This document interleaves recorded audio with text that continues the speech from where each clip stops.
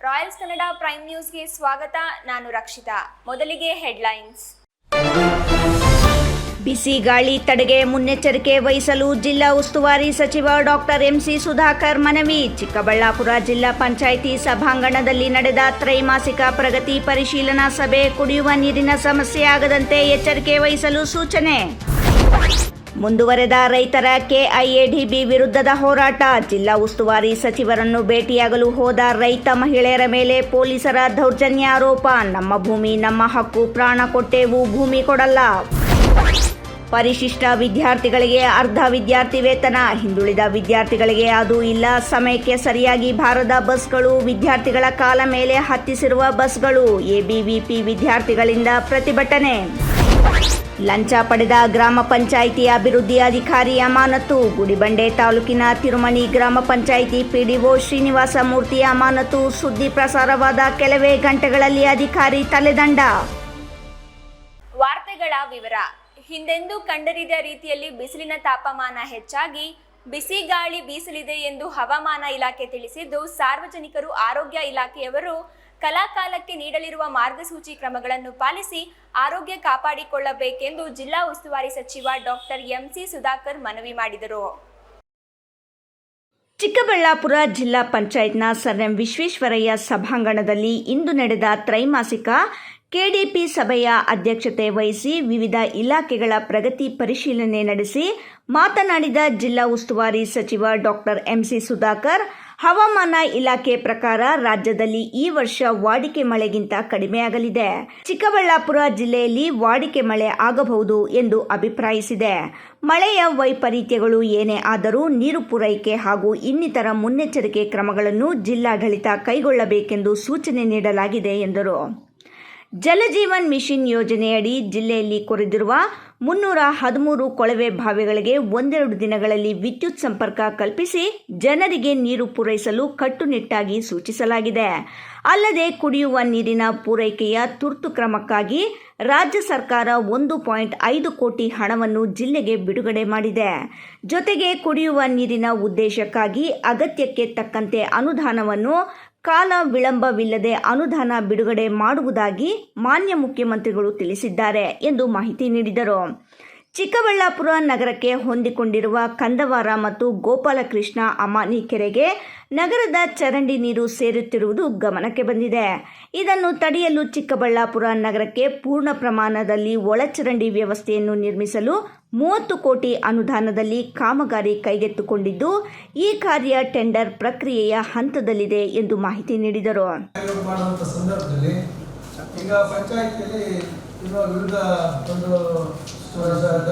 ದರ್ಜೆಯ ಇವರಿರ್ತಾರೆ ಸಿಬ್ಬಂದಿ.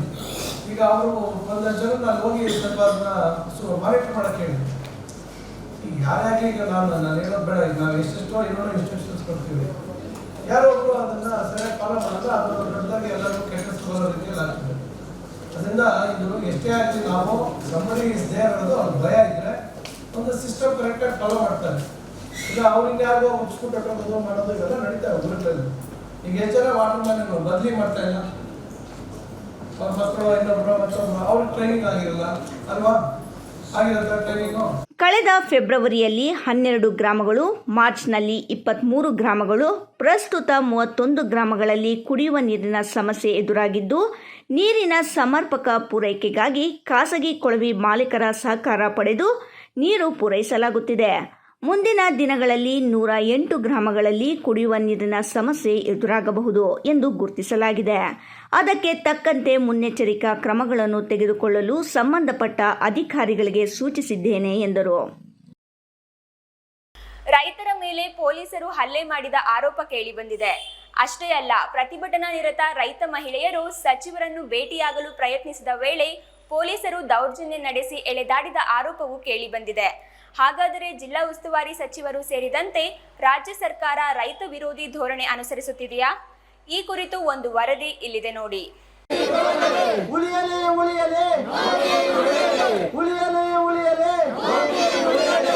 ರೈತ ವಿರೋಧಿ ಭ್ರಷ್ಟ ರಾಜ್ಯ ಸರ್ಕಾರಕ್ಕೆ ಧಿಕ್ಕಾರ. ಶಿಡ್ಲಘಟ್ಟ ತಾಲೂಕಿನ ಜಂಗಮಕೋಟೆ ಹೋಬಳಿಯ 13 ಗ್ರಾಮಗಳ ಭೂಮಿ ಕೈಗಾರಿಕಾ ಪ್ರದೇಶಕ್ಕೆ ನೀಡುವ ವಿಚಾರಕ್ಕೆ ಸಂಬಂಧಿಸಿ ರೈತರು ಚಿಕ್ಕಬಳ್ಳಾಪುರ ಜಿಲ್ಲಾಡಳಿತ ಭವನದ ಮುಂದೆ ನಡೆಸುತ್ತಿರುವ ಅನಿರ್ದಿಷ್ಟ ಹೋರಾಟ 45ನೇ ದಿನಕ್ಕೆ ಕಾಲಿಟ್ಟಿದ್ದು, ಇಂದು ಜಿಲ್ಲಾಡಳಿತ ಭವನಕ್ಕೆ ಆಗಮಿಸಿದ್ದ ಜಿಲ್ಲಾ ಉಸ್ತುವಾರಿ ಸಚಿವರನ್ನು ಭೇಟಿಯಾಗಲು ಯತ್ನಿಸಿದ ಪ್ರತಿಭಟನಾ ನಿರತ ರೈತ ಮಹಿಳೆಯರೊಂದಿಗೆ ಪೊಲೀಸರು ದೌರ್ಜನ್ಯ ಎಸಗಿ ಎಳೆದಾಡಿದ್ದಾರೆ ಎಂದು ರೈತ ಮಹಿಳೆಯರು ಕಣ್ಣೀರು ಹಾಕಿದ್ದಾರೆ. ಇಲ್ಲಿ ನಿಂತು ಕಣ್ಣೀರು ಹಾಕುತ್ತಿರುವ ಈ ಮಹಿಳೆಯ ನೋವನ್ನೊಮ್ಮೆ ಕೇಳಿ. ಪ್ರಾಣ ಕೊಟ್ಟೇವು, ಭೂಮಿ ನೀಡಲ್ಲ ಎಂದು ಘಂಟಾಘೋಷವಾಗಿ ಹೇಳುತ್ತಿರುವ ಈ ಮಹಿಳೆಯ ಜಂಗಮಕೋಟೆ ಹೋಬಳಿಯ ರೈತ ಮಹಿಳೆ. ಮುಖ್ಯಮಂತ್ರಿ ಸಿದ್ದರಾಮಯ್ಯ ಮತ್ತು ರಾಜ್ಯ ಕಾಂಗ್ರೆಸ್ ಸರ್ಕಾರದ ವಿರುದ್ಧ ಈ ಮಹಿಳೆ ಆಕ್ರೋಶ ವ್ಯಕ್ತಪಡಿಸಲು ಕಾರಣ, ತಮ್ಮ ಭೂಮಿ ಯಾವುದೇ ಕಾರಣಕ್ಕೂ KIADBಗೆ ನೀಡಲ್ಲ. ನಾವು ಭೂಮಿ ನಂಬಿ ಬದುಕುತ್ತಿದ್ದು, ನಮ್ಮ ಭೂಮಿ ನಮ್ಮ ಹಕ್ಕು ಎಂದು ಹೇಳಿದ್ದಾರೆ. ಅಲ್ಲದೆ ನಾವು ಪ್ರಾಣ ಬಿಡುತ್ತೇವೆ, ಭೂಮಿ ಬಿಡಲ್ಲ. ಸಿದ್ದರಾಮಯ್ಯನವರೇ, ರೈತರನ್ನು ಸಾಯಿಸಿಬಿಡಿ. ಈ ರೀತಿ ಯಾಕೆ ಹಿಂಸೆ ಕೊಡ್ತೀರಿ? ನಿಮಗೆ ಒಳ್ಳೆಯದಾಗಲ್ಲ. ರೈತರ ಶಾಪ ಸುಮ್ಮನೆ ಬಿಡಲ್ಲ. ನಾವು ಹೋರಾಟ ಬಿಡಲ್ಲ, ಭೂಮಿಯನ್ನು ನೀಡಲ್ಲ. ನಮ್ಮ ಹೋರಾಟ ನಿರಂತರವಾಗಿ ಮುಂದುವರಿಯಲಿದೆ ಎಂದು ಹೇಳಿದ್ದಾರೆ.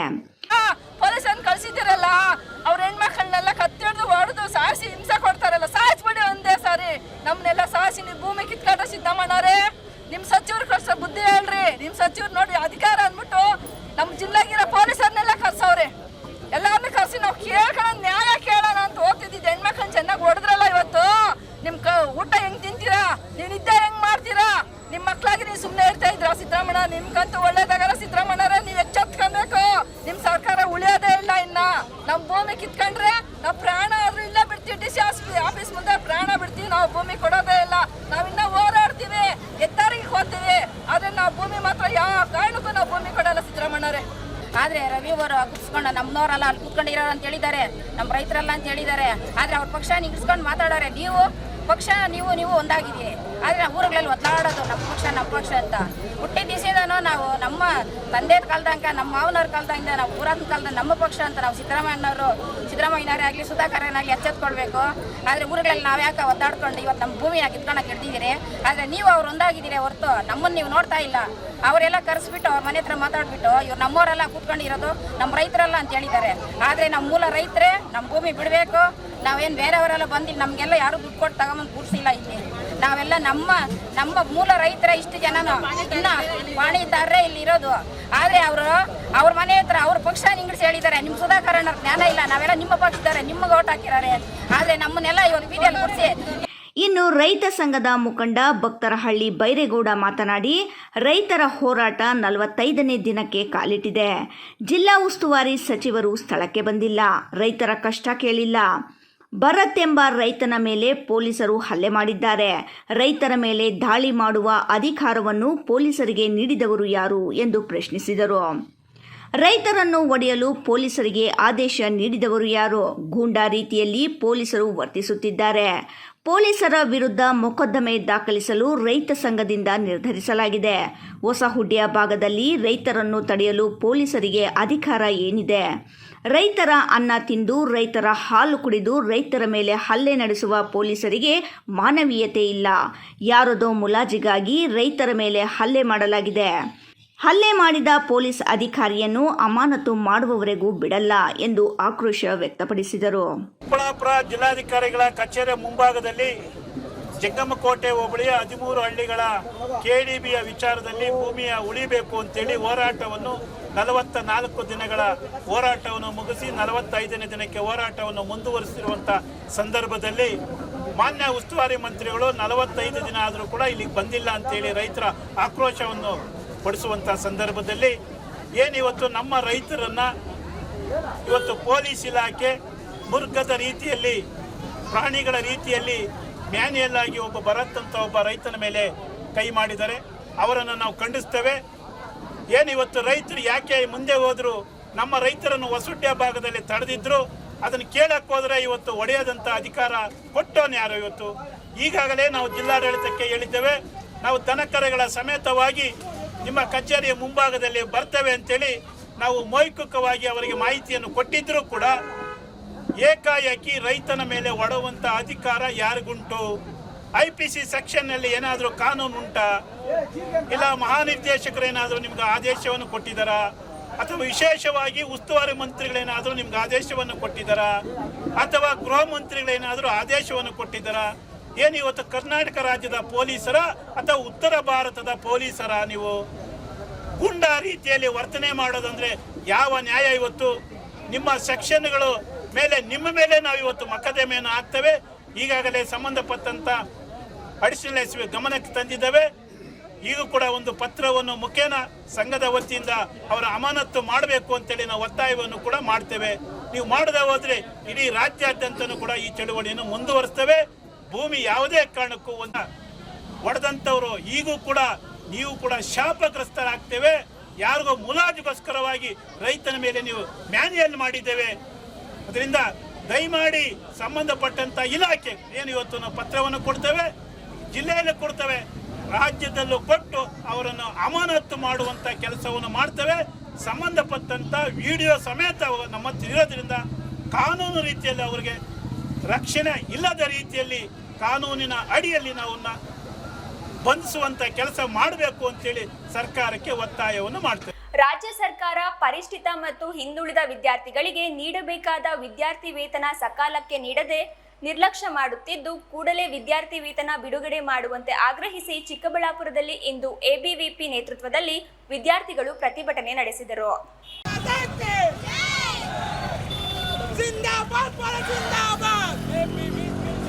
ವಿದ್ಯಾರ್ಥಿ ವೇತನ ಬಿಡುಗಡೆ, ಸಕಾಲಕ್ಕೆ ಸಮರ್ಪಕ ಬಸ್ ವ್ಯವಸ್ಥೆ ಕಲ್ಪಿಸುವುದು ಸೇರಿದಂತೆ ವಿವಿಧ ಸಮಸ್ಯೆಗಳನ್ನು ಪರಿಹರಿಸುವಂತೆ ಆಗ್ರಹಿಸಿ ಚಿಕ್ಕಬಳ್ಳಾಪುರದಲ್ಲಿ ಇಂದು ABVP ನೇತೃತ್ವದಲ್ಲಿ ವಿದ್ಯಾರ್ಥಿಗಳು ಪ್ರತಿಭಟನೆ ನಡೆಸಿದರು. BB ರಸ್ತೆ ಮೂಲಕ ಪ್ರತಿಭಟನಾ ಮೆರವಣಿಗೆ ನಡೆಸಿದ ವಿದ್ಯಾರ್ಥಿಗಳು ಶಿಡ್ಲಘಟ್ಟ ವೃತ್ತದಲ್ಲಿ ಮಾನವ ಸರಪಳಿ ನಿರ್ಮಿಸಿ ಕೆಲಕಾಲ ರಾಜ್ಯ ಸರ್ಕಾರದ ವಿರುದ್ಧ ಘೋಷಣೆಗಳನ್ನು ಕೂಗಿದರು. ಇದರಿಂದ ಕೆಲಕಾಲ ಸಂಚಾರಕ್ಕೆ ತಡೆ ಉಂಟಾಗಿತ್ತು.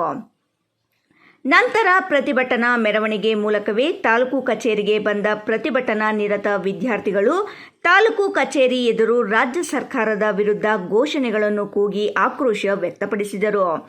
ನಂತರ ತಹಸೀಲ್ದಾರ್ಗೆ ಮನವಿ ಸಲ್ಲಿಸಿ ವಿದ್ಯಾರ್ಥಿಗಳ ಬೇಡಿಕೆಗಳನ್ನು ಕೂಡಲೇ ಈಡೇರಿಸುವಂತೆ ಒತ್ತಾಯಿಸಿದರು.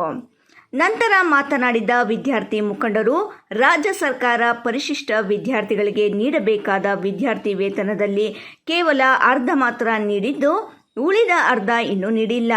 ಅಲ್ಲದೆ ಹಿಂದುಳಿದ ವಿದ್ಯಾರ್ಥಿಗಳಿಗೆ ಇನ್ನೂ ವಿದ್ಯಾರ್ಥಿ ವೇತನವನ್ನೇ ನೀಡಿಲ್ಲ ಎಂದು ಆರೋಪಿಸಿದರು.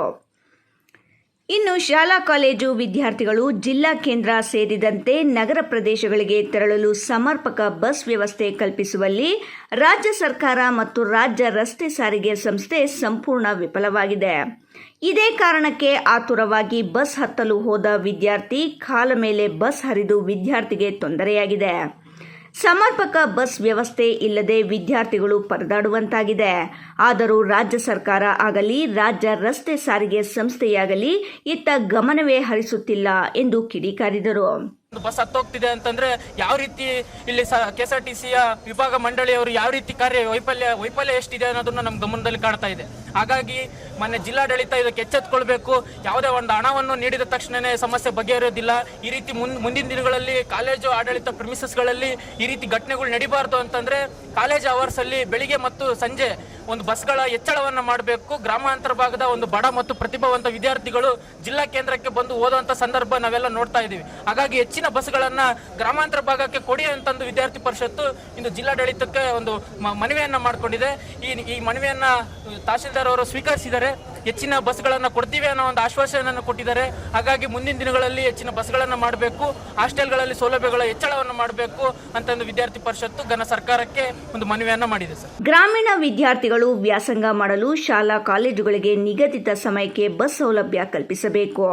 ಬೆಳಿಗ್ಗೆ ಮತ್ತು ಸಂಜೆ ನಿಗದಿತ ಸಮಯಕ್ಕೆ ಬಸ್ ಸಂಚಾರ ನೀಡಬೇಕು. ಸರ್ಕಾರ ನಿರ್ಲಕ್ಷ್ಯ ಮಾಡಿದರೆ ವಿಧಾನಸೌಧಕ್ಕೆ ಮುತ್ತಿಗೆ ಹಾಕುವ ಎಚ್ಚರಿಕೆ ನೀಡಿದರು. ಅಲ್ಲದೆ ಹಾಸ್ಟೆಲ್ ಸಮಸ್ಯೆಗಳನ್ನು ಕೂಡಲೇ ಬಗೆಹರಿಸಬೇಕು. ಇದು ಹೀಗೆ ಮುಂದುವರಿದರೆ ರಾಜ್ಯಾದ್ಯಂತ ಉಗ್ರ ಹೋರಾಟ ಮಾಡುವ ಎಚ್ಚರಿಕೆಯನ್ನು ವಿದ್ಯಾರ್ಥಿಗಳು ನೀಡಿದರು.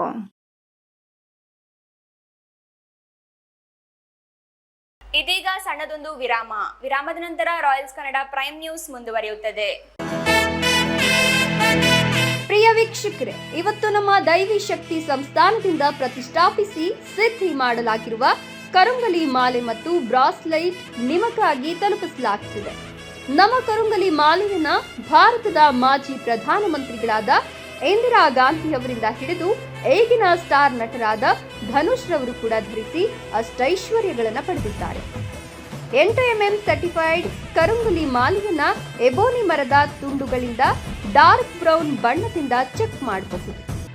ದಿವ್ಯ ಶಕ್ತಿ ಕರುಂಗಲಿ ಮಾಲೆಯನ್ನ ಧರಿಸೋದ್ರಿಂದ ಅಥವಾ ಮನೆ ಮತ್ತು ಅಂಗಡಿಗಳಲ್ಲಿ ಪ್ರತಿಷ್ಠಾಪಿಸೋದ್ರಿಂದ ಸಾಲಬಾಧೆ, ಕಾಲಸರ್ಪ, ದೃಷ್ಟಿದೋಷ, ಮಕ್ಕಳ ವಿದ್ಯಾಭ್ಯಾಸ, ಅನಾರೋಗ್ಯ, ಮನೆಯಲ್ಲಿ ಅಶಾಂತಿ ಮುಂತಾದ ಸಾಕಷ್ಟು ಸಮಸ್ಯೆಗಳಿಂದ ಮುಕ್ತಿ ಮಾಡಿ ನೆಗೆಟಿವ್ ಎನರ್ಜಿಯನ್ನ ದೂರ ಮಾಡಿ ಮೆದುಳಿನ ನರತಂತುಗಳ ಮೇಲೆ ಪ್ರಭಾವ ಬೀರಿ ಅಗೋಚರ ಪ್ರಯೋಜನಗಳನ್ನು ಪಡೆಯಿರಿ. ಟಿವಿ ಸ್ಕ್ರೀನ್ ಮೇಲೆ ಕಾಣುವ ನಂಬರ್ಗೆ ಈಗಲೇ ಆರ್ಡರ್ ಮಾಡಿ. ವಿರಾಮದ ನಂತರ ರಾಯಲ್ಸ್ ಕನ್ನಡ ಪ್ರೈಮ್ ನ್ಯೂಸ್ಗೆ ಮತ್ತೆ ಸ್ವಾಗತ. ತಾನೊಬ್ಬ ಸರ್ಕಾರಿ ನೌಕರ, ತನ್ನ ನಿಷ್ಠೆ ಜನರ ಕೆಲಸ ಮಾಡಲು ಮಾತ್ರ ಎಂಬ ನಿಯಮ ಮರೆತು ಇಷ್ಟ ಬಂದಂತೆ ಸರ್ಕಾರಿ ಅಧಿಕಾರಿಗಳು ವರ್ತಿಸಿದರೆ ಏನಾಗಲಿದೆ ಎಂಬುದಕ್ಕೆ ಗುಡಿಬಂಡೆ ತಾಲೂಕಿನಲ್ಲಿ ನಡೆದ ಈ ಘಟನೆಯೇ ಉತ್ತಮ ನಿದರ್ಶನ. ಯಾವುದೇ ಹಮ್ಮು ಬಮ್ಮು ಇಲ್ಲದೆ ಕಂತೆ ಲಂಚ ಪಡೆದಿದ್ದ ಪಿಡಿಒ ಕೊನೆಗೂ ಅಮಾನತನಾಗಿದ್ದಾನೆ. ಈತನ ಲಂಚಾವತಾರವನ್ನು ನೋಡಿದ ಜಿಲ್ಲಾ ಪಂಚಾಯಿತಿ ಸಿಇಒ ಅಮಾನತು ಮಾಡಿ ಆದೇಶ ನೀಡಿದ್ದಾರೆ. ಈ ಕುರಿತು ಒಂದು ವರದಿ ಇಲ್ಲಿದೆ ನೋಡಿ.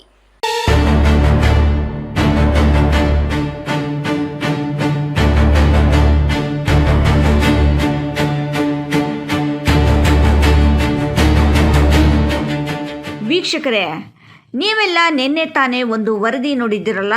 ಅದೇ ಗುಡಿಬಂಡೆ ತಾಲೂಕಿನ ತಿರುಮಣಿ ಗ್ರಾಮ ಪಂಚಾಯಿತಿ ಪಿಡಿಒ ಆಗಿದ್ದ ಶ್ರೀನಿವಾಸ ಮೂರ್ತಿ ಎಂಬ ಘನಂದಾರಿ ಅಧಿಕಾರಿ ಸರ್ಕಾರಿ ಕಡತಗಳನ್ನು ತನ್ನ ಖಾಸಗಿ ಕಚೇರಿಯ ಮಂಚದ ಮೇಲೆ ಬಿಸಾಡುವ ಜೊತೆಗೆ ಕಂತೆ ಹಣವನ್ನು ಪಡೆಯುತ್ತಿರುವ ವಿಡಿಯೋ. ಯಾವುದೇ ಅಂಜಿಕೆ ಇಲ್ಲದೆ ಹಣ ಪಡೆದ ಪಿಡಿಒ ಇದೀಗ ಜನರ ಮುಂದೆ ಮುಖ ಎತ್ತಿಕೊಂಡು ಓಡಾಡಲು ಆಗದ ಸ್ಥಿತಿ ನಿರ್ಮಾಣವಾಗಿದೆ. ಕಾರಣ, ಆತನ ಕರ್ತವ್ಯಕ್ಕೆ ಜಿಲ್ಲಾ ಪಂಚಾಯಿತಿ ಸಿಇಒ ಬ್ರೇಕಪ್ ಹಾಕಿದ್ದಾರೆ. ಸರ್ಕಾರಿ ಕಡತಗಳನ್ನು ತನ್ನ ಖಾಸಗಿ ಕಚೇರಿಯ ಮಂಚದ ಮೇಲೆ ಅಸ್ತವ್ಯಸ್ತವಾಗಿ ಬಿಸಾಡಿರುವುದು, ಕಂತೆ ಹಣ ಪಡೆಯುತ್ತಿರುವ ವಿಡಿಯೋ ವೈರಲ್ ಆದ ಪರಿಣಾಮ ಈ ಕುರಿತು ರಾಯಲ್ಸ್ ಕನ್ನಡ ವಾಹಿನಿಯಲ್ಲಿ ಸುದ್ದಿ ಪ್ರಸಾರ ಮಾಡಲಾಗಿತ್ತು. ಇದನ್ನು ಕಂಡ ಜಿಲ್ಲಾ ಪಂಚಾಯಿತಿ ಸಿಇಒ ನವೀನ್ ಭಟ್ ಅವರು ಪಿಡಿಒ ಶ್ರೀನಿವಾಸ ಮೂರ್ತಿಯವರನ್ನು ಅಮಾನತು ಮಾಡಿ ಆದೇಶ ನೀಡಿದ್ದಾರೆ. ಮಹೇಶ್, ರಾಯಲ್ಸ್ ಕನ್ನಡ, ಗುಡಿಬಂಡೆ.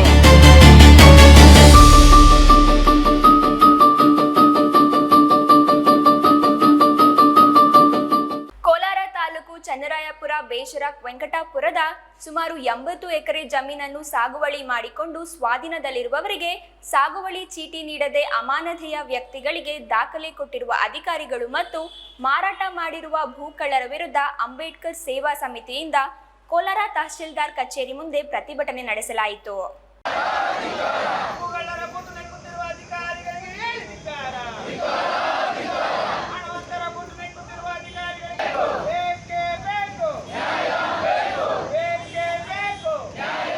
ಕೋಲಾರ ತಾಲೂಕು ಚನ್ನರಾಯಪುರ ಬೇಷರಕ್ ವೆಂಕಟಾಪುರದ ಸುಮಾರು 80 ಎಕರೆ ಜಮೀನನ್ನು ಸಾಗುವಳಿ ಮಾಡಿಕೊಂಡು ಸ್ವಾಧೀನದಲ್ಲಿರುವವರಿಗೆ ಸಾಗುವಳಿ ಚೀಟಿ ನೀಡದೆ ಅನಾಮಧೇಯ ವ್ಯಕ್ತಿಗಳಿಗೆ ದಾಖಲೆ ಕೊಟ್ಟಿರುವ ಅಧಿಕಾರಿಗಳು ಮತ್ತು ಮಾರಾಟ ಮಾಡಿರುವ ಭೂಗಳ್ಳರ ವಿರುದ್ಧ ಅಂಬೇಡ್ಕರ್ ಸೇವಾ ಸಮಿತಿಯಿಂದ ಕೋಲಾರ ತಹಸೀಲ್ದಾರ್ ಕಚೇರಿ ಮುಂದೆ ಪ್ರತಿಭಟನೆ ನಡೆಸಲಾಯಿತು. ಈ ವೇಳೆ ಮಾತನಾಡಿದ ಸಮಿತಿ ಸಂಸ್ಥಾಪಕ ಡಾಕ್ಟರ್ ಕೆಎಂ ಸಂದೇಶ್, ಕೋಲಾರ ತಾಲೂಕು ಹುತ್ತೂರು ಹೋಬಳಿ ಚನ್ನರಾಯಪುರ ಗ್ರಾಮ ಬೇಚರಕ್ ವೆಂಕಟಾಪುರ ಗ್ರಾಮದ ಸರ್ವೆ ನಂಬರ್ 1 ಮತ್ತು 21ರಲ್ಲಿ 80 ಎಕರೆ ಜಮೀನಿನಲ್ಲಿ ಚನ್ನರಾಯಪುರ ಗ್ರಾಮದ ದಲಿತ ಮತ್ತು ಹಿಂದುಳಿದ ಕುಟುಂಬದವರು ಸುಮಾರು 60ರಿಂದ 70 ವರ್ಷಗಳಿಂದ ಸ್ವಾಧೀನ ಅನುಭವದಲ್ಲಿದ್ದುಕೊಂಡು ಸಾಗುವಳಿ ಮಾಡಿಕೊಂಡು ಜೀವನ ಸಾಗಿಸುತ್ತಿರುವವರ ಜಮೀನನ್ನು ಅನಾಮಧೇಯ ವ್ಯಕ್ತಿಗಳಿಗೆ ಕಂದಾಯ ಅಧಿಕಾರಿಗಳು ನಕಲಿ ದಾಖಲೆಗಳನ್ನು ಸೃಷ್ಟಿಸಿ ನೀಡಿರುತ್ತಾರೆ ಎಂದು ಆರೋಪಿಸಿದರು.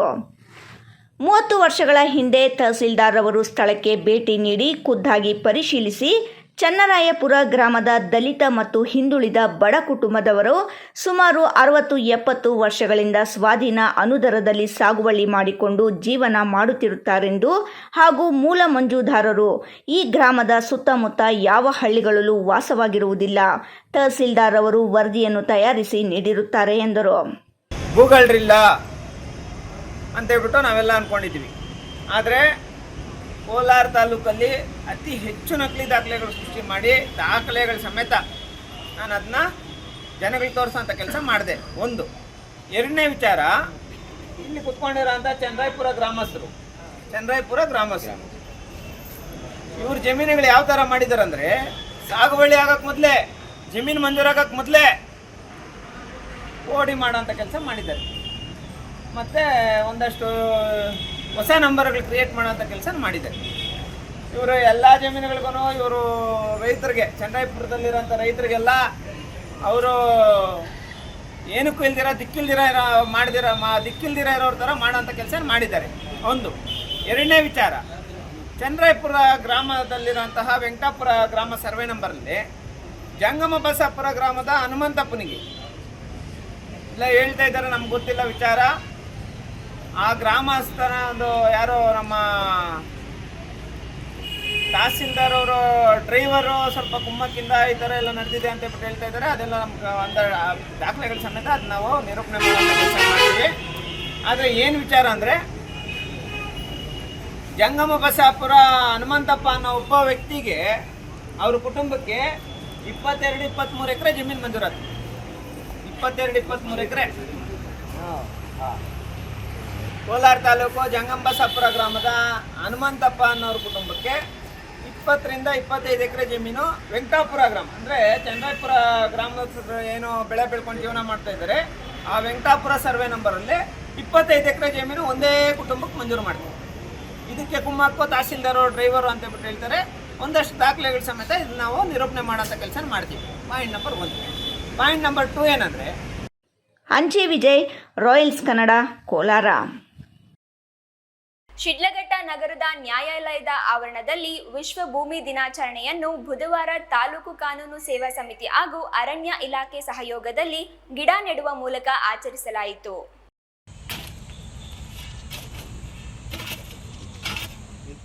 ಶಿಡ್ಲಘಟ್ಟ ನಗರದ ನ್ಯಾಯಾಲಯದ ಆವರಣದಲ್ಲಿ ವಿಶ್ವ ಭೂಮಿ ದಿನಾಚರಣೆಯನ್ನು ಬುಧವಾರ ತಾಲೂಕು ಕಾನೂನು ಸೇವಾ ಸಮಿತಿ ಹಾಗೂ ಅರಣ್ಯ ಇಲಾಖೆ ಸಹಯೋಗದಲ್ಲಿ ಗಿಡ ನೆಡುವ ಮೂಲಕ ಆಚರಿಸಲಾಯಿತು.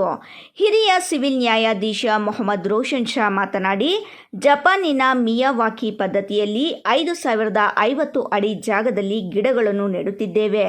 ಕಡಿಮೆ ಜಾಗದಲ್ಲಿ ಸ್ಥಳೀಯ ಗಿಡಗಳನ್ನು ದಟ್ಟವಾಗಿ ನೆಡುವುದರಿಂದ 10 ಪಟ್ಟು ತ್ವರಿತ ಬೆಳವಣಿಗೆ ಮತ್ತು 30 ಪಟ್ಟು ದಟ್ಟತೆ ಸಾಧ್ಯವಾಗುತ್ತದೆ. ಮಿಯಾವಾಕಿ ಪದ್ಧತಿ ಜೈವಿಕ ವೈವಿಧ್ಯತೆಯನ್ನು ಗಣನೀಯವಾಗಿ ಹೆಚ್ಚಿಸುತ್ತದೆ. ಇದು 30-50 ವಿವಿಧ ಸ್ಥಳೀಯ ಗಿಡಮರಗಳನ್ನು ದಟ್ಟವಾಗಿ ನೆಡುವುದರಿಂದ ಪಕ್ಷಿ, ದುಂಬಿ, ಚಿಟ್ಟೆ, ಇರುವೆಗಳಂತಹ ಸಾವಿರಾರು ಜೀವಿಗಳಿಗೆ ಆಶ್ರಯ ಮತ್ತು ಆಹಾರ ನೀಡುತ್ತದೆ. ನೆಟ್ಟ ಗಿಡಗಳನ್ನು 2 ವರ್ಷ ಕಾಲವಾದರೂ ಪೋಷಿಸಿ ಮುಂದಿನ ಪೀಳಿಗೆಗೆ ಕೊಡುಗೆಯಾಗಿ ನೀಡಬೇಕಿದೆ. ಪ್ಲಾಸ್ಟಿಕ್ ಬಳಕೆಯನ್ನು ಎಲ್ಲರೂ ತ್ಯಜಿಸಿ ಭೂಮಿಯನ್ನು ಉಳಿಸಿ ಎಂದರು. ಜುಡಿಷಿಯಲ್ ಆಫೀಸರ್ಸು, ವಕೀಲರು, ನಮ್ಮ ಫಾರೆಸ್ಟ್ ಅಧಿಕಾರಿಗಳು ಮತ್ತು ಸಾರ್ವಜನಿಕರು ಎಲ್ಲರೂ ಸೇರಿ ಭೂಮಿ ದಿನದ ಅಂಗವಾಗಿ ಇಲ್ಲಿ ಗಿಡ ನೆಡುವ ಕಾರ್ಯಕ್ರಮವನ್ನು ಹಮ್ಮಿಕೊಂಡಿದ್ದೇವೆ.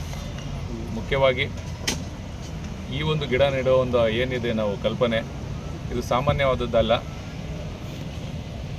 ಇದು ಒಂದು ವಿಶೇಷವಾದಂತಹ ಒಂದು ರೀತಿಯಲ್ಲಿ, ಯಾಕೆಂದರೆ ಈ ಪರಿಸರದಲ್ಲಿ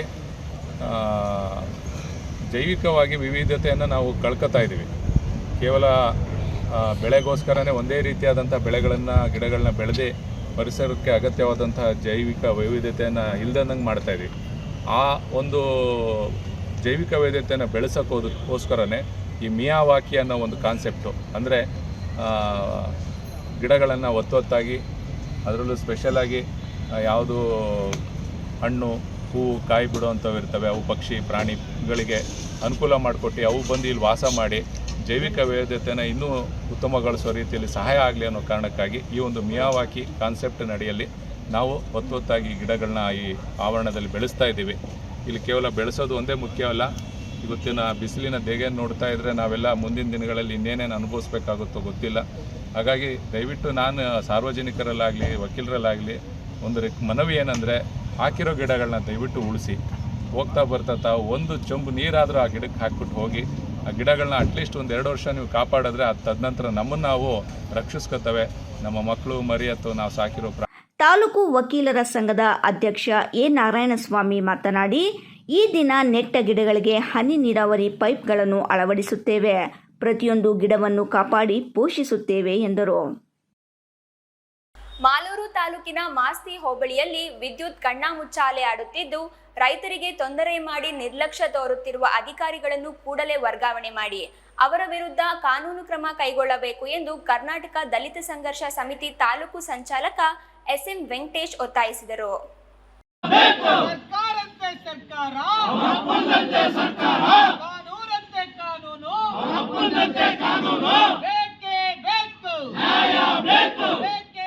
ಮಾಲೂರು ತಾಲೂಕಿನ ಮಾಸ್ತಿ ಹೋಬಳಿಯಲ್ಲಿ ವಿದ್ಯುತ್ ಕಣ್ಣಾಮುಚ್ಚಾಲೆ ಆಡುತ್ತಿದ್ದು ರೈತರಿಗೆ ತೊಂದರೆ ಮಾಡಿ ನಿರ್ಲಕ್ಷ್ಯ ತೋರುತ್ತಿರುವ ಅಧಿಕಾರಿಗಳನ್ನು ಕೂಡಲೇ ವರ್ಗಾವಣೆ ಮಾಡಿ ಅವರ ವಿರುದ್ಧ ಕಾನೂನು ಕ್ರಮ ಕೈಗೊಳ್ಳಬೇಕು ಎಂದು ಕರ್ನಾಟಕ ದಲಿತ ಸಂಘರ್ಷ ಸಮಿತಿ ತಾಲೂಕು ಸಂಚಾಲಕ ಎಸ್ಎಂ ವೆಂಕಟೇಶ್ ಒತ್ತಾಯಿಸಿದರು. ಈಗಾಗಲೇ ಬೇಸಿಗೆ ಪ್ರಾರಂಭಿಸುತ್ತಿದ್ದು ರಣಬಿಸಿಲಿನ ಜೊತೆಗೆ ವಿದ್ಯುತ್ ಕಣ್ಣಾಮುಚ್ಚಾಲೆ ಆಡುತ್ತಿದ್ದು ಮಾಸ್ತಿ ಹೋಬಳಿಯಲ್ಲಿ ಸಮರ್ಪಕ ವಿದ್ಯುತ್ ಪೂರೈಕೆ ನೀಡುವಂತೆ ಕರ್ನಾಟಕ ದಲಿತ ಸಂಘರ್ಷ ಸಮಿತಿ ಮಾಸ್ತಿ ಹೋಬಳಿ ಸಂಚಾಲಕ ವರದಾಪುರ ನಾರಾಯಣಸ್ವಾಮಿ ನೇತೃತ್ವದಲ್ಲಿ ಮಾಸ್ತಿ ಗ್ರಾಮದಲ್ಲಿರುವ ಉಪವಿಭಾಗ ಬೆಸ್ಕಾಂ ಕಚೇರಿ ಎದುರು ಪ್ರತಿಭಟನೆ ನಡೆಸಿ ಬೆಸ್ಕಾಂ ಎಇಇ ಅನ್ಸ್ ಪಾಷಾರವರಿಗೆ ಮನವಿ ಸಲ್ಲಿಸಿದರು. ಏನು ಬೆಸ್ಕಾಂ ಇಲಾಖೆಯ ಅಧಿಕಾರಿಗಳು ಇವತ್ತು ರಾತ್ರೋರಾತ್ರಿ ವಿದ್ಯುತ್ತನ್ನು ಸ್ಥಗಿತಗೊಳಿಸೋದ್ರಿಂದ ಇವತ್ತು ರೈತರಿಗೆ ಅನಾನುಕೂಲ ಆಗ್ತಾ ಇದೆ. ಮಕ್ಕಳು ಮಲಗಲು ಸಹ ಆಗ್ತಾ ಇಲ್ಲ. ವಯಸ್ಸಾದಂತಹ ಮುದುಕರಿಗೆ, ಮಹಿಳೆಯರಿಗೆ ಇವತ್ತು ಭಾರಿ ಅನಾನುಕೂಲ ಆಗ್ತಾ ಇದೆ. ಇವತ್ತು ಯಾರೋ ಬೇರೆ ಖಾಸಗಿ ವ್ಯಕ್ತಿಗಳು ಕೆಲಸ ಮಾಡ್ತಾ ಇರಬೇಕಾದ್ರೆ ಎಲ್ಸಿಯನ್ನು ತಗೊಂಡು ಇವತ್ತು ವಿದ್ಯುತ್ತನ್ನು ಸ್ಥಗಿತಗೊಳಿಸ್ತಕ್ಕಂಥ ಕೆಲಸವನ್ನು ಮಾಸ್ತಿ ಬೆಸ್ಕಾಂ ಅಧಿಕಾರಿಗಳು ಮಾಡ್ತಾ ಇದ್ದಾರೆ. ಈಗಾಗಲೇ ಸುಮಾರು ಬಾರಿ ನಾವು ಫೋನ್ ಮುಖಾಂತರ ಸಹ ಸಂಪರ್ಕಿಸಿ ಇವತ್ತು ಬೇಗ ಕರೆಂಟ್ ಕೊಡಿ ಅಂತ ಕೇಳಿ ವಿನಂತಿಯನ್ನು ಮಾಡ್ಕೊಂಡಿದ್ದೀವಿ. ವಿದ್ಯಾರ್ಥಿಗಳ ದೈಹಿಕ ಬೆಳವಣಿಗೆ ಹಾಗೂ ಮಾನಸಿಕ ಏಕಾಗ್ರತೆಗಾಗಿ ಕ್ರೀಡೆಗಳಲ್ಲಿ ಭಾಗವಹಿಸುವುದು ಮುಖ್ಯ ಎಂದು ಚಿಂತಾಮಣಿ ನಗರದ ಸರ್ಕಾರಿ ಪ್ರಥಮ ದರ್ಜೆ ಕಾಲೇಜು ಹಾಗೂ ಸ್ನಾತಕೋತ್ತರ ಕೇಂದ್ರದ ಪ್ರಾಂಶುಪಾಲೆ ಆಗಿರುವ ಪ್ರೊಫೆಸರ್ ಡಿವಿ ಕುಸುಮ ಮಂಗಳ ಹೇಳಿದರು.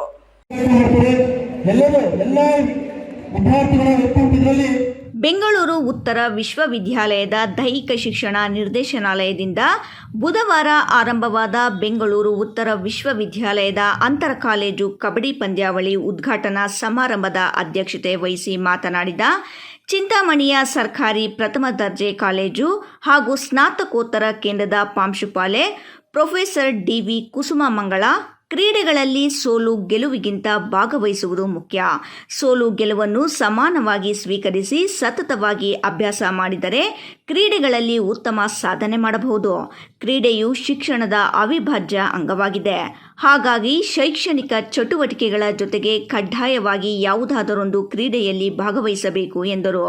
ದರ್ಜೆ ಕಾಲೇಜು ಹಾಗೂ ಸ್ನಾತಕೋತ್ತರ ಕೇಂದ್ರ ಚಿಂತಾಮಣಿ ಇಲ್ಲಿ ನಾವು ಬೆಂಗಳೂರು ಉತ್ತರ ವಿಶ್ವವಿದ್ಯಾಲಯದ ಒಂದು ಕಬಡ್ಡಿ ಟೂರ್ನಮೆಂಟನ್ನು ಪುರುಷರ ಒಂದು ಸ್ಪರ್ಧೆಯನ್ನು ಹಮ್ಮಿಕೊಂಡಿದ್ದೀವಿ. ಇದರಲ್ಲಿ ಬೆಂಗಳೂರು ಉತ್ತರ ವಿಶ್ವವಿದ್ಯಾಲಯದಿಂದ 32 ಕಾಲೇಜುಗಳು ನಮ್ಮಲ್ಲಿ ಪಾರ್ಟಿಸಿಪೇಟ್ ಮಾಡ್ತಾ ಇದ್ದಾರೆ. ಆ ಎಲ್ಲ ಟೀಮ್ಸ್ಗಳಿಗೆ ನಾನು ಸ್ವಾಗತ ಕೊಡ್ತೀನಿ. ಅದೇ ರೀತಿಯಲ್ಲಿ ನಮ್ಮ ವೇದಿಕೆ ಮೇಲೆ ಟೀಮ್ಸ್ಗಳು ಧೈರ್ಯದಿಂದ ಪಾರ್ಟಿಸಿಪೇಟ್ ಮಾಡೋದು ತುಂಬ ಮುಖ್ಯ. ಅಕಾಡೆಮಿಕ್ಸ್ ಜೊತೆಗೆ ಕ್ರೀಡೆ ಅನ್ನೋದು ತುಂಬ ಮುಖ್ಯ ಆಗುತ್ತೆ. ನಮ್ಮ ದೈಹಿಕ ಬೆಳವಣಿಗೆಗೆ ಮತ್ತು ಅದೊಂದು ರೀತಿಯ ಸಹನೆ ತಂದುಕೊಡುತ್ತೆ, ನಮಗೆ ಮನೋಧೈರ್ಯ ತಂದುಕೊಡುತ್ತೆ, ಮತ್ತು ಒಂದು ಟೀಮ್ ಸ್ಪಿರಿಟ್ ತಂದುಕೊಡುತ್ತೆ. ನಾವು ಟೀಮಲ್ಲಿ ಯಾವ ಥರ ಪಾರ್ಟಿಸಿಪೇಟ್ ಮಾಡಬೇಕು ಅಂತ, ಮತ್ತು ಕಾಂಪಿಟೇಟಿವ್ ಸ್ಕಿಲ್ಸನ್ನು ಡೆವಲಪ್ ಮಾಡುತ್ತೆ, ಕಾಂಪೀಟ್ ಮಾಡಬೇಕು ಅಂತ. ಕಾಲೇಜು ಅಭಿವೃದ್ಧಿ ಸಮಿತಿ ಸದಸ್ಯ ಕೆಸಿ ಜಿತೇಂದ್ರ ಮಾತನಾಡಿ, ಕ್ರೀಡೆಗಳಿಂದ ಸ್ಪರ್ಧಾತ್ಮಕ ಮನೋಭಾವ, ಸ್ನೇಹ ಮನೋಭಾವ, ಪರಸ್ಪರ ಸಂಪರ್ಕ, ಬಾಂಧವ್ಯ, ನಾಯಕತ್ವದ ಗುಣ ಬೆಳೆಯುತ್ತದೆ. ದೈಹಿಕ ಶಕ್ತಿಯ ಜೊತೆಗೆ ಮನಸ್ಸಿನ ಏಕಾಗ್ರತೆ ಮೂಡುತ್ತದೆ. ಉತ್ತಮ ಕ್ರೀಡಾಪಟುಗಳಿಗೆ ಉನ್ನತ ಶಿಕ್ಷಣ ಹಾಗೂ ಉದ್ಯೋಗಗಳಲ್ಲಿ ಮೀಸಲಾತಿ ದೊರೆಯುತ್ತದೆ ಎಂದರು. ಬೆಂಗಳೂರು ಉತ್ತರ ವಿಶ್ವವಿದ್ಯಾಲಯದ 32ನೇ ಕಾಲೇಜಿನ ತಂಡಗಳು ಭಾಗವಹಿಸಿದ್ದವು. ಬುಧವಾರ ಮತ್ತು ಗುರುವಾರ 2 ದಿನಗಳ ಕಾಲ ಪಂದ್ಯಾವಳಿ ನಡೆಯುತ್ತದೆ. ಇಮ್ರಾನ್ ಖಾನ್, ರಾಯಲ್ಸ್ ಕನ್ನಡ, ಚಿಂತಾಮಣಿ. ದೈಹಿಕ ನ್ಯೂನತೆ ಹೊಂದಿರುವ ವಿದ್ಯಾರ್ಥಿಗಳಿಗೆ ಜೆಎಸ್ಎಸ್ ವಿದ್ಯಾಸಂಸ್ಥೆಯಲ್ಲಿ ಪ್ರವೇಶಕ್ಕೆ ಅವಕಾಶಗಳನ್ನು ಕಲ್ಪಿಸಲಾಗಿದೆ ಎಂದು ಜೆಎಸ್ಎಸ್ ಸಂಸ್ಥೆಯ ಕುಶಾಲ್ ಮನವಿ ಮಾಡಿದ್ದಾರೆ. AICTE ಇಂದ ಮಾನ್ಯತೆ. ಚಿಕ್ಕಬಳ್ಳಾಪುರ ಪತ್ರಕರ್ತರ ಭವನದಲ್ಲಿ ಇಂದು ನಡೆದ ಸುದ್ದಿಗೋಷ್ಠಿಯಲ್ಲಿ ಮಾತನಾಡಿದ ಜೆಎಸ್ಎಸ್ ವಿದ್ಯಾಸಂಸ್ಥೆಯ ಕುಶಾಲ್, ದೈಹಿಕ ನ್ಯೂನತೆ ಹೊಂದಿರುವ ವಿದ್ಯಾರ್ಥಿಗಳಿಗೆ ಜೆಎಸ್ಎಸ್ ವಿದ್ಯಾಸಂಸ್ಥೆಯಲ್ಲಿ ಪ್ರವೇಶಕ್ಕೆ ಅವಕಾಶಗಳನ್ನು ಕಲ್ಪಿಸಲಾಗಿದೆ ಎಂದು ಜೆಎಸ್ಎಸ್ ಸಂಸ್ಥೆಯ ಕುಶಾಲ್ ಮನವಿ ಮಾಡಿದ್ದಾರೆ. ವಿಕಲಚೇತನ ವಿದ್ಯಾರ್ಥಿಗಳಿಗೆ ಹಲವು ವಿಶೇಷತೆಗಳನ್ನು ಪಾಲಿಟೆಕ್ನಿಕ್ನಿಂದ ನೀಡಲಾಗುತ್ತಿದೆ. 8 ಕೋರ್ಸ್ಗಳು ಅವಕಾಶ ಕಲ್ಪಿಸಲಾಗಿದೆ. ಕಿವಿ ಕೇಳದವರು, ಮಾತು ಬಾರದವರು, ಅಂಗವಿಕಲತೆ ಇರುವವರು, ದೃಷ್ಟಿದೋಷ ಇರುವ ವಿದ್ಯಾರ್ಥಿಗಳನ್ನು ದಾಖಲಿಸಿಕೊಳ್ಳಲಾಗುವುದು ಎಂದರು. ಅಗ್ರಿಟೆಕ್, ಕಂಪ್ಯೂಟರ್ ಸೈನ್ಸ್ ಸೇರಿ 8 ಕೋರ್ಸ್ಗಳ ತರಬೇತಿ ನೀಡಲಾಗುವುದು. ತರಬೇತಿ ಪಡೆದು ಅನೇಕ ಮಂದಿ ಸ್ವತಂತ್ರ ಜೀವನ ನಡೆಸುತ್ತಿದ್ದಾರೆ. ವಿಶೇಷ ಚೇತನ ವಿದ್ಯಾರ್ಥಿಗಳಿಗೆ ಮಾತ್ರ ಅವಕಾಶ ಕಲ್ಪಿಸಲಾಗಿದೆ. ಸುತ್ತೂರು ಸಂಸ್ಥೆಯಿಂದ ನಡೆಸುತ್ತಿರುವ ವಿದ್ಯಾಸಂಸ್ಥೆಯಾಗಿದೆ. 350ಕ್ಕೂ ಹೆಚ್ಚು ಸಂಸ್ಥೆಗಳನ್ನು ನಡೆಸುತ್ತಿದ್ದು ಇದರಲ್ಲಿ ಜೆಎಸ್ಎಸ್ ಕೂಡ ಒಂದು. ಕೇಂದ್ರ ಸರ್ಕಾರದಿಂದ ವಿದ್ಯಾರ್ಥಿ ವೇತನ ಕೊಡಿಸಲಾಗುತ್ತದೆ. ಜೂನ್ 5ಕ್ಕೆ ಅರ್ಜಿ ಸಲ್ಲಿಸಲು ಕೊನೆಯ ದಿನವಾಗಿದೆ. 10ನೇ ತರಗತಿ ಉತ್ತೀರ್ಣರಾದವರು ಸದುಪಯೋಗ ಪಡಿಸಿಕೊಳ್ಳಬಹುದು. ವಿದ್ಯಾರ್ಥಿ ನಿಲಯ ಅನುಕೂಲವೂ ಇದೆ ಎಂದರು. AICTE ಇಂದ ಮಾನ್ಯತೆ ಪಡೆದುಕೊಂಡಿದ್ದೇವೆ. ಹಾಗೆ ಕರ್ನಾಟಕ ಸರ್ಕಾರದಿಂದಲೂ ಕೂಡ ಇದಕ್ಕೆ ಮಾನ್ಯತೆ ಇದೆ. ನಮ್ಮದು ಆಟೋನಮಸ್ ಇನ್ಸ್ಟಿಟ್ಯೂಷನ್ ಆಗಿದೆ. ಸೊ ಇಲ್ಲಿ ಸುಮಾರು 8 ಕೋರ್ಸ್ಗಳನ್ನು ನಾವಿಲ್ಲಿ ಆಫರ್ ಮಾಡ್ತಾ ಇದ್ದೇವೆ. 3 ರೀತಿ ವಿಕಲಾಂಗ ವಿದ್ಯಾರ್ಥಿಗಳನ್ನು ನಾವು ಅಡ್ಮಿಷನ್ ಮಾಡ್ಕೊಳ್ಳೋದಕ್ಕೆ ನಮಗೆ ಸರ್ಕಾರ ಪರ್ಮಿಷನನ್ನು ಕೊಟ್ಟಿದೆ. ಸೊ ಯಾವ ವಿದ್ಯಾರ್ಥಿಗಳು ನಮ್ಮಲ್ಲಿ ಅಡ್ಮಿಷನ್ ಮಾಡ್ತಾರೆ ಅಂತ ಹೇಳೋದಾದರೆ, ಇಯರಿಂಗ್ ಇಂಪೇರ್ಡ್ ಅಂದರೆ ಕಿವಿ ಕೇಳದೇ ಇರೋರು, ಮಾತು ಬರದೇ ಇರುವಂತಹ ವಿದ್ಯಾರ್ಥಿಗಳು, ಶ್ರವಣ ದೋಷ ಇರುವಂತಹ ವಿದ್ಯಾರ್ಥಿಗಳು. 2ನೇದು ಆರ್ಥೋಪೆಡಿಕಲಿ ಡಿಸೇಬಲ್ಡ್ ಅಂದರೆ ಅಂಗವಿಕಲತೆ ಇರುವಂಥವರು, ಕೈಕಾಲ ಸಮಸ್ಯೆ ಇರುವಂತಹ ವಿದ್ಯಾರ್ಥಿಗಳು. ಹಾಗೆ 3ನೇದಾಗಿ ದೃಷ್ಟಿದೋಷ ಇರುವಂತಹ ವಿದ್ಯಾರ್ಥಿಗಳು ಅಂದರೆ ಸ್ವಲ್ಪ ಅಂಧತ್ವ ಇರ್ಬೋದು ಅಥವಾ ಪೂರ್ಣ ಅಂಧತ್ವ ಇರುವಂಥ ವಿದ್ಯಾರ್ಥಿಗಳನ್ನು ನಾವು ಅಡ್ಮಿಟ್ ಮಾಡ್ಕೊಳ್ಳೋದಕ್ಕೆ ನಮಗೆ ಅವಕಾಶ ಇದೆ.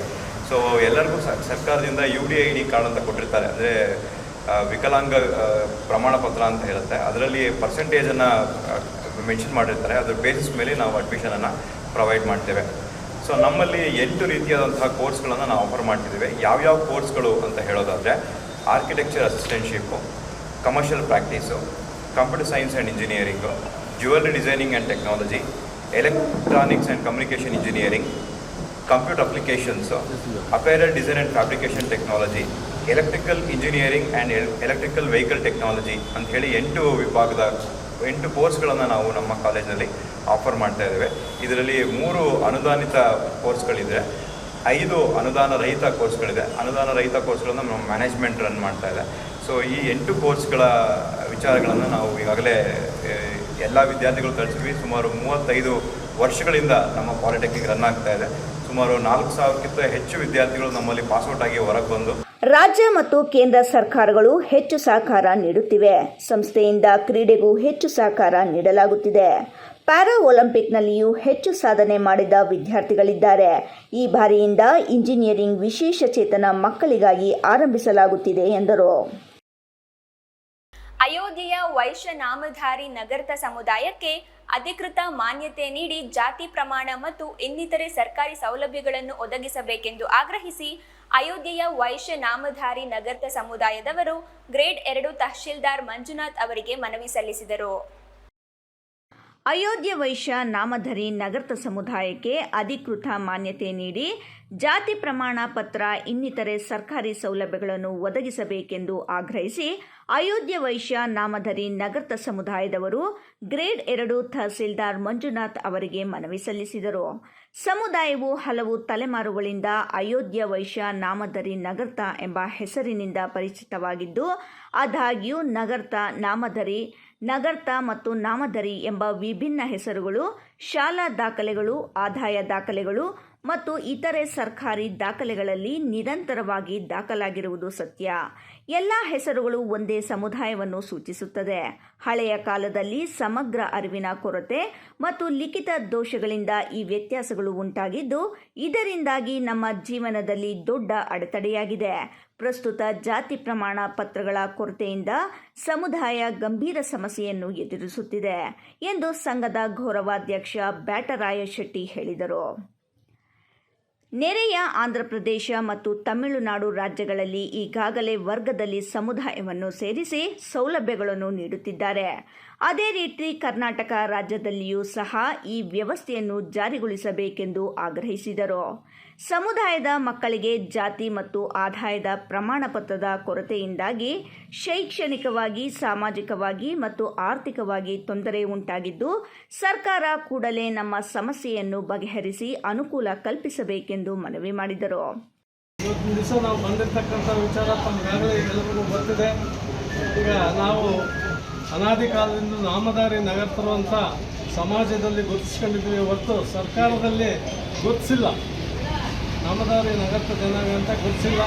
ಹಾಗಾಗಿ ಗ್ರೇಡ್ 2ನಲ್ಲಿ ನಾಮಧಾರಿ ಅಂತ ನಮ್ಮ ಮಕ್ಕಳು ಶಾಲೆಗಳಿಗೆ ಹೋಗಬೇಕಾದ್ರೆ ಅಲ್ಲಿ ಅವರು ಗ್ರೇಡ್ 2 ನಾಮಧಾರಿ ಅಂತಕ್ಕಂಥ ಒಂದು ಪದವನ್ನು ಬಳಸ್ಕೊಂಡು ಹೋಗ್ತಾ ಇದ್ದಾರೆ. ಅದು ನಾವು ನಿಜವಾಗ್ಲೂ ನಾಮಧಾರಿಗಳಲ್ಲ. ಅದು ಮುಂದಿನ ದಿನಗಳಲ್ಲಿ ತಪ್ಪಾಗ್ತದೆ. ನಗರದ ಅಂತ ಕೆಲವರು ಹೊರಟಿದ್ದಾರೆ, ಅದೆಲ್ಲ ತಪ್ಪಾಗುತ್ತೆ. ಹಾಗಾಗಿ ನಾವು ನಿಜವಾಗ್ಲೂ ಅಯೋಧ್ಯ ನಗರದ ನಾಮಧಾರಿ ನಗರ ತರುವಂಥ ಅದನ್ನು ಇವತ್ತಿನ ದಿವಸ ನಾವು ಹಿಂದೆ ಸರ್ಕಾರಕ್ಕೆ ಇದನ್ನೆಲ್ಲ ತಂದಿದ್ದೀವಿ. ಆದರೆ ನಮ್ಮನ್ನು ನಾಮಧಾರಿ ನಗರ ತರುವಂಥ ಗುರುಸಿದ್ದಂಥ ಕಾಲನೂ ಬಂದಿತ್ತು ನಮ್ಮ ಮಾನ್ಯ ಯಡಿಯೂರಪ್ಪನವರ ಒಂದು ಕಾಲದಲ್ಲಿ. ಮತ್ತು ನಮ್ಮ ಹಿಂದುಳಿದ ಆಯೋಗದ ಅಧ್ಯಕ್ಷರಿಗೂ ಎಲ್ಲ ಮನವಿಗಳು ಕೊಟ್ಟಿದ್ವಿ. ಹಾಗೆ ಒಂದು ಸಮಾಜ ಕಲ್ಯಾಣ ಇಲಾಖೆ ಸಚಿವರಾದಂಥ ಕಾಗೋಡು ತಿಮ್ಮಪ್ಪನವರ ಕಾಲದಲ್ಲಿ ಅವ್ರನ್ನೆಲ್ಲ ಕರೆಸಿ ನಾವು ಸಭೆಗಳನ್ನು ಮಾಡಿದ್ರಿಂದ ಗ್ರೇಡ್ 2 ತಹಸೀಲ್ದಾರ್ ಮಂಜುನಾಥ್ ಅವರಿಗೆ ಮನವಿ ಪತ್ರವನ್ನು ಸಲ್ಲಿಸಲಾಯಿತು. ಮನವಿಯನ್ನು ಸ್ವೀಕರಿಸಿದ ತಹಸೀಲ್ದಾರ್ ಮಂಜುನಾಥ್ ಮಾತನಾಡಿ, ಈ ಹಿಂದೆ ಸಮುದಾಯಕ್ಕೆ ಆಗುತ್ತಿರುವ ತೊಂದರೆಗಳ ಕುರಿತು ಜಿಲ್ಲಾಧಿಕಾರಿಗಳ ಗಮನಕ್ಕೆ ತರಲಾಗಿದೆ. ಮತ್ತೊಮ್ಮೆ ಈ ವಿಚಾರವನ್ನು ಜಿಲ್ಲಾಧಿಕಾರಿಗಳಿಗೆ ತಂದು ಸಮಸ್ಯೆಯ ಪರಿಹಾರಕ್ಕೆ ಪ್ರಾಮಾಣಿಕ ಪ್ರಯತ್ನವನ್ನು ಮಾಡುತ್ತೇವೆ ಎಂದು ಭರವಸೆ ನೀಡಿದರು. F Pasha, Royals Kannada, Shidlaghatta. ಚಲಿಸುತ್ತಿದ್ದ ಕಾರಿನ ಚಕ್ರ ಸಿಡಿದ ಪರಿಣಾಮ ಚಾಲಕನ ನಿಯಂತ್ರಣ ತಪ್ಪಿದ ಕಾರು ಮರಕ್ಕೆ ಡಿಕ್ಕಿ ಹೊಡೆದಿದ್ದು, ಕಾರಿನಲ್ಲಿದ್ದ ಒಂದೇ ಕುಟುಂಬದ 5 ತೀವ್ರ ಗಾಯಗೊಂಡಿರುವ ಘಟನೆ ಇಂದು ನಡೆದಿದೆ. ಅದೃಷ್ಟವಶಾತ್ ಯಾವುದೇ ಪ್ರಾಣಾಪಾಯ ಸಂಭವಿಸಿಲ್ಲ.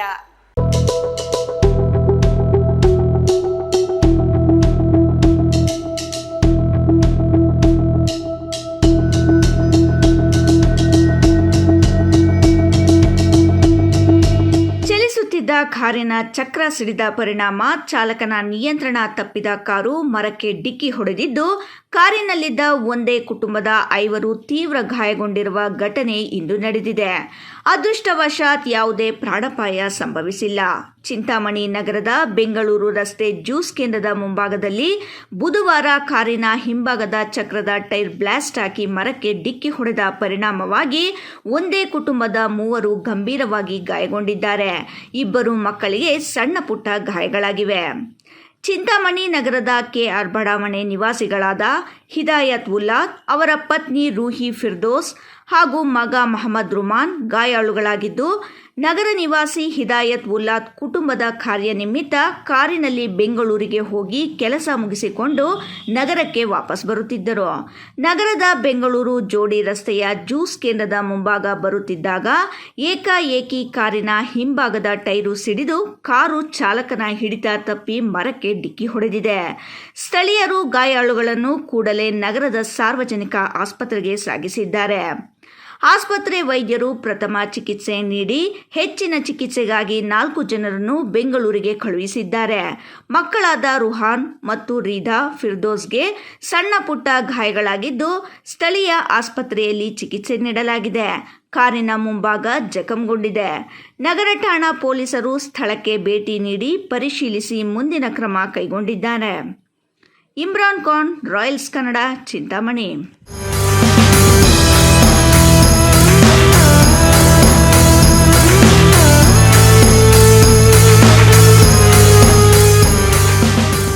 ಕೊನೆಯದಾಗಿ ಮತ್ತೊಮ್ಮೆ ಹೆಡ್ಲೈನ್ಸ್. ಬಿಸಿ ಗಾಳಿ ತಡೆಗೆ ಮುನ್ನೆಚ್ಚರಿಕೆ ವಹಿಸಲು ಜಿಲ್ಲಾ ಉಸ್ತುವಾರಿ ಸಚಿವ ಡಾಕ್ಟರ್ ಎಂಸಿ ಸುಧಾಕರ್ ಮನವಿ. ಚಿಕ್ಕಬಳ್ಳಾಪುರ ಜಿಲ್ಲಾ ಪಂಚಾಯಿತಿ ಸಭಾಂಗಣದಲ್ಲಿ ನಡೆದ ತ್ರೈಮಾಸಿಕ ಪ್ರಗತಿ ಪರಿಶೀಲನಾ ಸಭೆ. ಕುಡಿಯುವ ನೀರಿನ ಸಮಸ್ಯೆ ಆಗದಂತೆ ಎಚ್ಚರಿಕೆ ವಹಿಸಲು ಸೂಚನೆ. ಮುಂದುವರೆದ ರೈತರ ಕೆಐಎಡಿಬಿ ವಿರುದ್ಧದ ಹೋರಾಟ. ಜಿಲ್ಲಾ ಉಸ್ತುವಾರಿ ಸಚಿವರನ್ನು ಭೇಟಿಯಾಗಲು ಹೋದ ರೈತ ಮಹಿಳೆಯರ ಮೇಲೆ ಪೊಲೀಸರ ದೌರ್ಜನ್ಯ ಆರೋಪ. ನಮ್ಮ ಭೂಮಿ ನಮ್ಮ ಹಕ್ಕು, ಪ್ರಾಣ ಕೊಟ್ಟೇವು, ಭೂಮಿ ಕೊಡಲ್ಲ.